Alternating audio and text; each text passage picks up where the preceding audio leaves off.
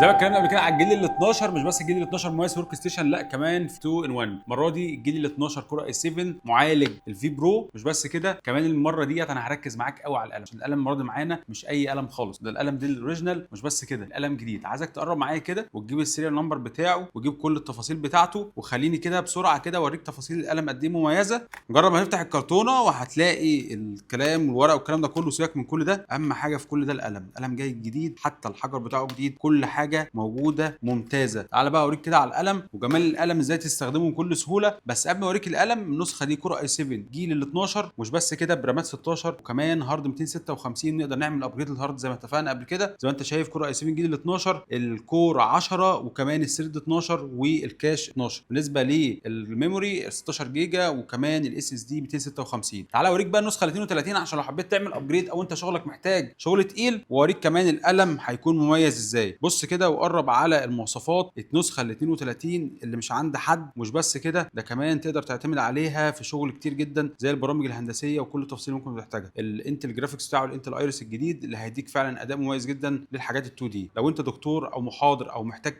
تستخدم القلم برزنتيشن، تقدر تقلب السلايد. مش بس كده، لا كمان تقدر تكتب على الشاشه التفاصيل اللي انت محتاجها او النوتس اللي عايز تاخدها. لو جيت كده بالقلم ده وكتبت اي حاجه، لو كتبنا مثلا منتج ستور، زي ما بتكتب على ورقه وقلم، والسنسيتيفيتي بتاعته عاليه جدا. مش بس كده، القلم ده بيتوصل بالبلوتوث. الميزه بقى في التوصيل بالبلوتوث ان انت تقدر تستخدم الزرار اللي هنا بالفانكشن اللي انت عايزها. لو ضغطت ضغطه واحده هتلاقي عمل لك السناب سكرين. لو حبيت تاخد ريكوردنج، لو انت بتصور محاضره او بتصور اي حاجه، تقدر في ضغطه زرار واحده، والزرار ده تقدر تعمل له الفانكشن بتاعه. هتدوس على السكرين شوت، تقدر تاخد السكرين اللي انت عايزها. اصبح كده معاك السكرين شوت اللي انت محتاجها. مش بس كده، تقدر حتى كمان تعمل ريكوردنج. طب انت حتى لو جيت دوست تكتين زي ما شفنا دلوقتي، هيفتح لك الستيكي نوت، تقدر تاخد نوت بشكل سريع وتكتب فيها التفاصيل اللي انت عايزها. ديل لاتيود، وزي ما انت شايف هو بيفهم الكتابه بتاعتك وبيكتبها لك زي ما انت عايز. وحتى كمان لو جيت في السيرش وكل الكلام ده، طب لو دوست ضغطه مطوله، هيبدا يفتح لك الكاميرا زي ما انت شايف هنا، وهتشوف التفاصيل بتاعتها. كاميرا مميزه جدا للزوم ميتنج وكل التفاصيل دي. انا ركزت معاك اول مره دي على القلم واستخدامات القلم، والقلم جاي جديد معانا ديل لاتيود 7430. وقت محتاجه تابلت وقت محتاجه لاب هتلاقيه. وكمان القلم ماجنتيك، تقدر تستخدمه بالشكل ده. يبدا معاك تقدر تستخدمه تتحرك بيه. اصبح معاك لاب وتابلت في نفس الوقت، تستخدمه بالشكل اللي انت عايزه، سواء كان فيرتيكال او كان افق او كان راسي. الاستخدامات اللي انت عايزها هتلاقيها موجوده هنا. كل التفاصيل بتاعت القلم دي مميزه جدا. والمره دي القلم ده مش هتقدر تلاقيه في اي مكان غير في منتج ستور. ومش بس كده، كل اللابات والتابلت 2 ان 1 اللي بتدور عليه وهسهل لك استخدامك، سواء كان القلم اوريجينال معاها او لا، هتلاقيها بس في منتج ستور في 36 نص ميل وقاعد ارض الجولف في مدينه نصر.